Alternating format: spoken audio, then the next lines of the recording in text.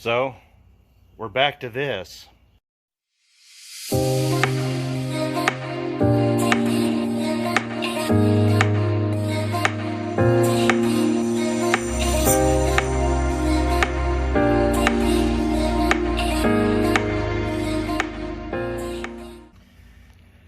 So in the last video we got everything except the engine all done up.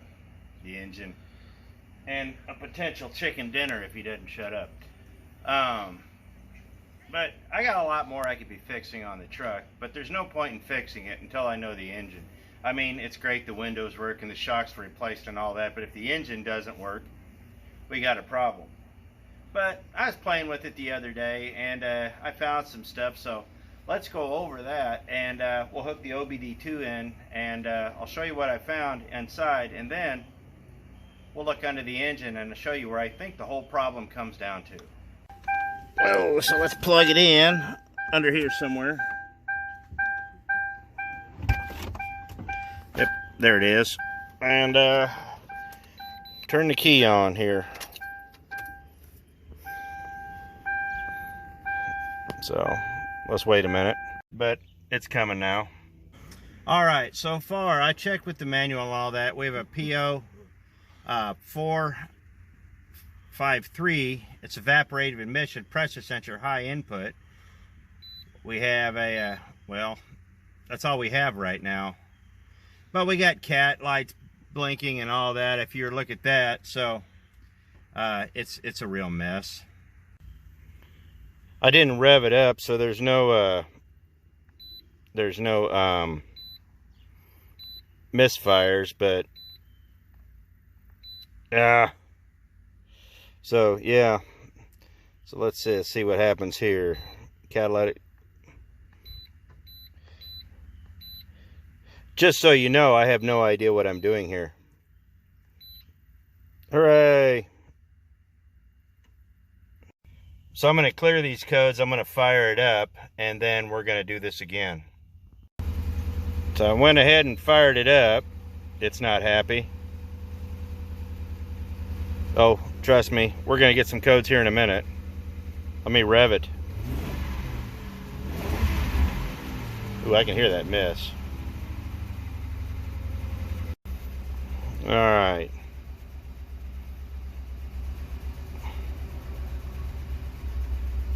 Come on, you. There we are. All right, cylinder 8 misfire. I was waiting on that. Evaporative. That's kind of odd. Usually there's a cylinder 4 misfire also. But the interesting thing about that is in the engine, that's the only coil that's been replaced. That's got an aftermarket Motorcraft coil on it. So that may have failed. But I also thought was interesting was that both of the misfires are on the two very last cylinders towards on the end of the firewall. That so that could be something else, but I'll explore that here in a bit. What I found that I thought was interesting was this. This is the vacuum leak that's causing trouble. It's actually pinching itself shut. So I went and got a new PVC valve, and so we'll throw that in. And that right there will actually fix a couple of things. So let's put that in and see what gets fixed. So this is the PVC valve. I bought a $6 micro guard. It's a PVC 2347. It's a replacement. The OEM Ford one was pretty expensive, and $6. These literally just twist in, so basically if I want to take it out, I just have to turn it this way and she should pop out. Or turn it the other way. I failed righty-tighty, lefty-loosey the first time around myself. So the old one popped right out. It's completely shot. You can yeah, it's shot. The new one literally just popped right in. So let's fire up the car and we'll see what that does. All right.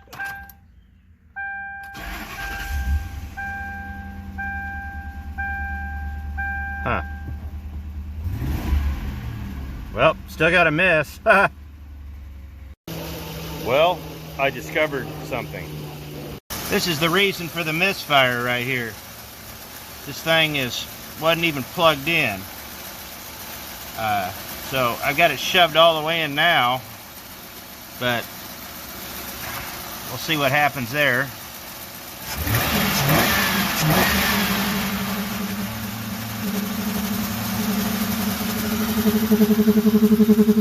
Well, that's new. Okay, so we've unplugged the mass airflow sensor. Right here. We unplugged that, and now let's go fire this thing up. Huh.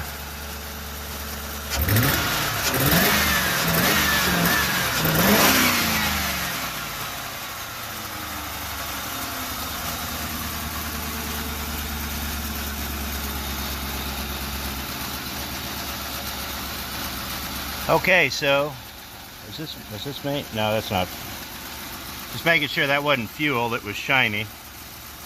Okay, so we unplugged the map and it's running better.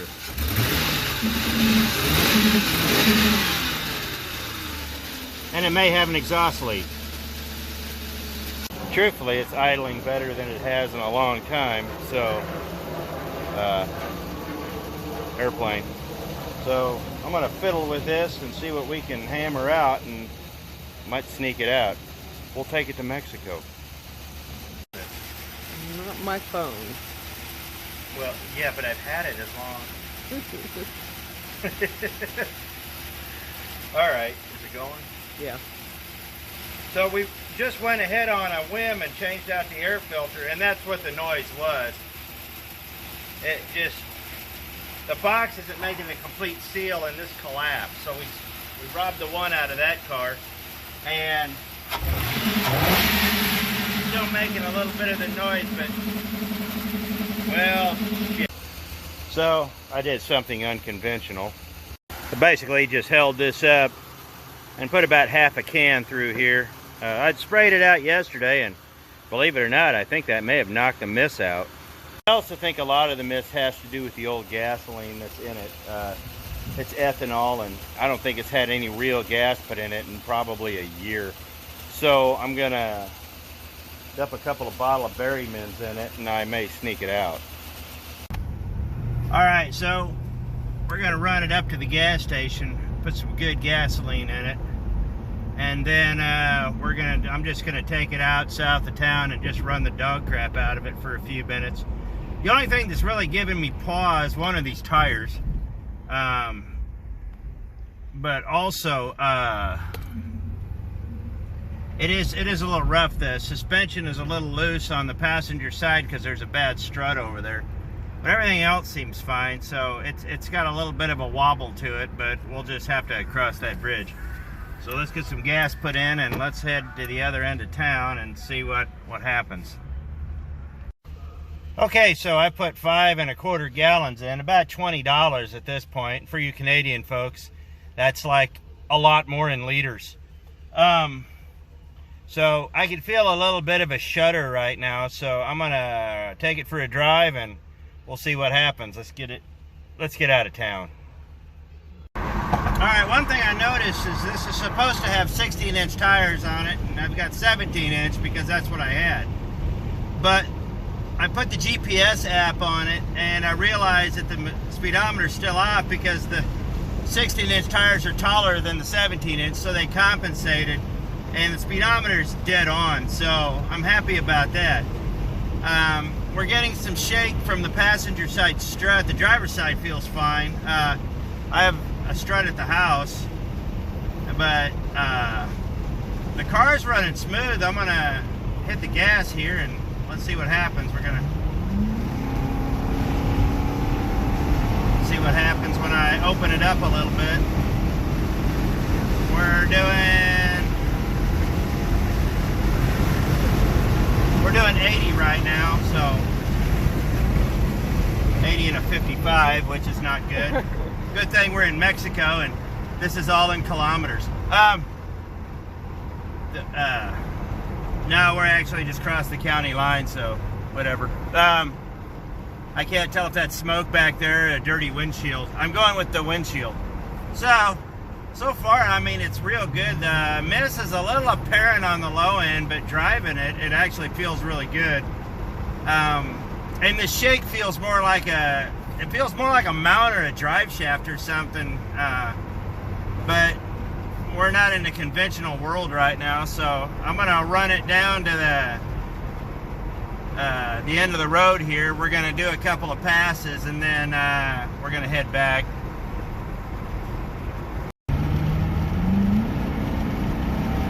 We'll see if we can get the check engine light to go on.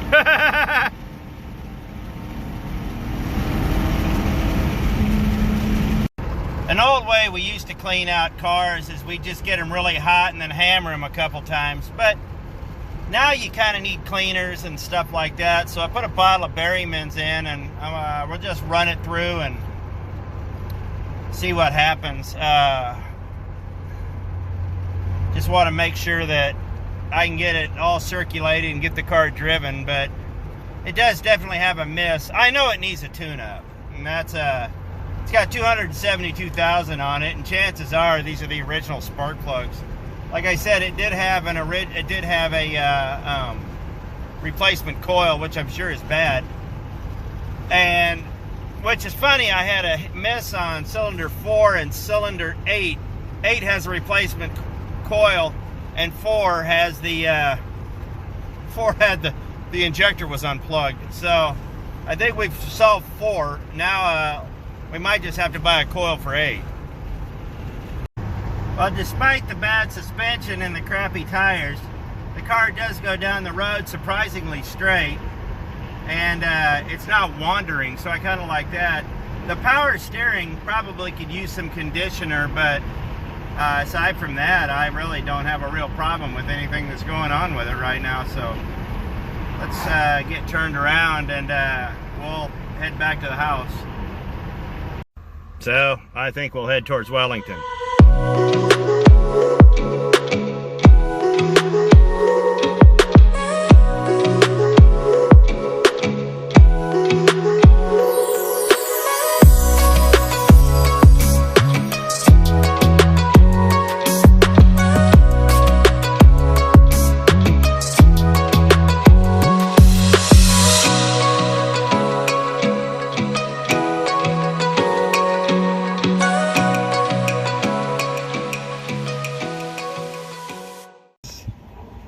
Well, don't mind me, I just had to fix the tag on the car. We took it for a drive, took it for a nice drive. We put 25, 30 miles on it. Thing ran really well. What we noticed was there's still a cylinder 8 misfire. The cylinder 4 misfire was cured when we plugged the injector in, so that's always helpful.